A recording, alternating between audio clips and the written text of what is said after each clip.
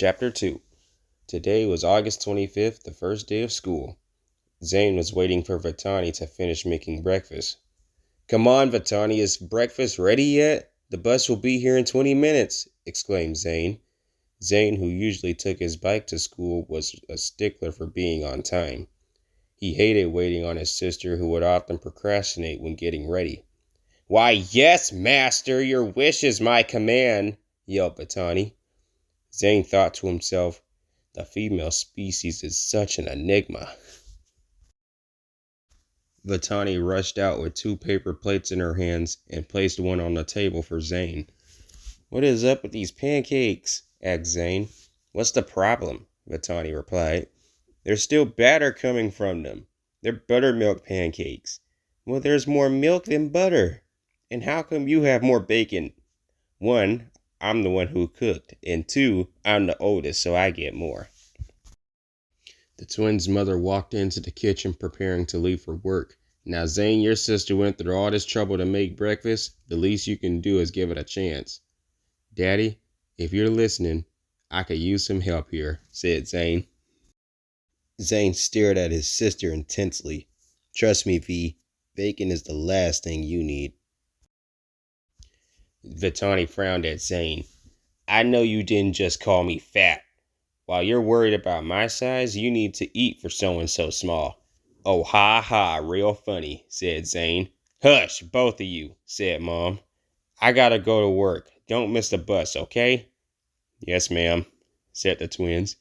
Then both of them heard the bus coming and hurried out the door. "See you, Mom," both of them exclaimed. "Bye, have a good first day." Zhane and Vitani got on the bus and headed off to school. Vitani was greeted by her best friend Ruby, who was Native American.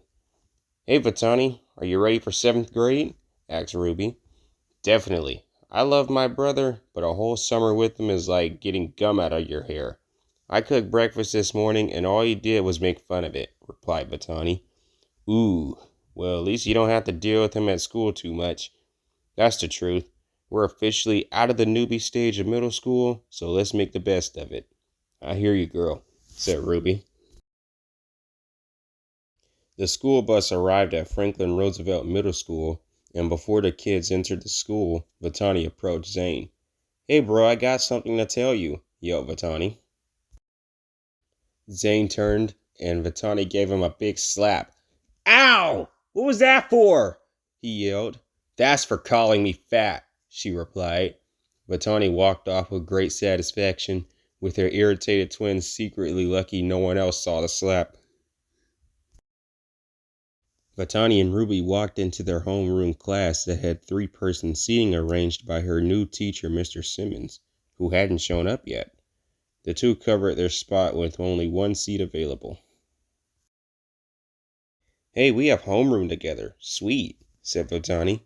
"Well, we're already off to an awesome start," Ruby replied. Soon a relatively tall Asian girl who was listening to music on her headphones walked in and approached 2 other girls at one of the tables. "Konnichiwa, I'm Kimiko. Mind if I sit here?" she asked.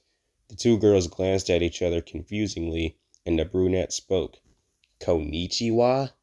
This is America. We speak English here, girl. Besides, we're saving that C for a friend, and we don't need a giant taking up all of our space." "That's not even the worst part, Rachel. Her hair and fashion sense needs some serious work," said Brianna. Kimiko looked down and blinked her eyes to keep tears from coming out as the 2 girls laughed in her face. "I know you're not talking with all that nasty weaving your hair, Brianna," yelled Vitani. "They're lame anyway, V. If they had better jokes, then maybe everyone would laugh," said Ruby. "Oh!" yelled everyone in class.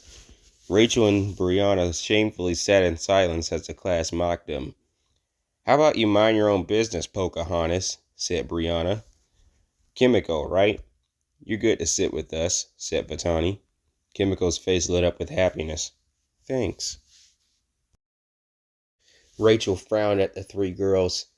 "Maybe now she can teach you how to use chopsticks and wear ugly kimonos," mocked Rachel. Kimiko turned around and glared at Rachel. It's called a kimono, and you better watch your mouth about my coach, you freaking retard, yelled Kimiko. Rachel rose from her seat and spat in Kimiko's face. Ah, gross! She screamed in disgust. Now who's the retard? Rachel yelled.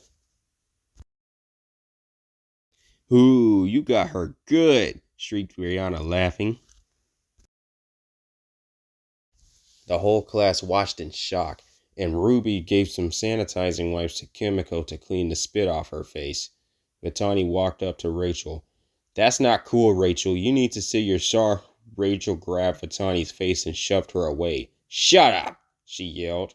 Vitani's face filled with rage as she gave a strong push to Rachel that caused the brunette to crash into the desk.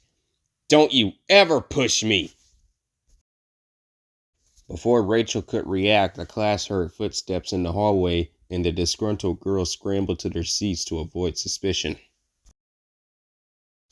Vitani and Ruby comforted their new friend. Are you okay, Kimiko? Asked Ruby. Yeah, that girl's gonna pay for spitting in my face and calling me a giant, Kimiko replied. Don't worry about Rachel. Her ponytail is pulled too tight. Her and Brianna are just a bunch of skanks who don't know anything. But we got your back, said Vitani. Kimiko smiled with gratitude as Mr. Simmons walked into the class and greeted everyone, while Rachel coldly stared a hole in Vitani's head. Are you really going to let her get away with pushing you into the desk, Rachel? Brianna asked. Are you kidding? No one embarrasses me like that, Bree. I'm going to make Vitani's life miserable.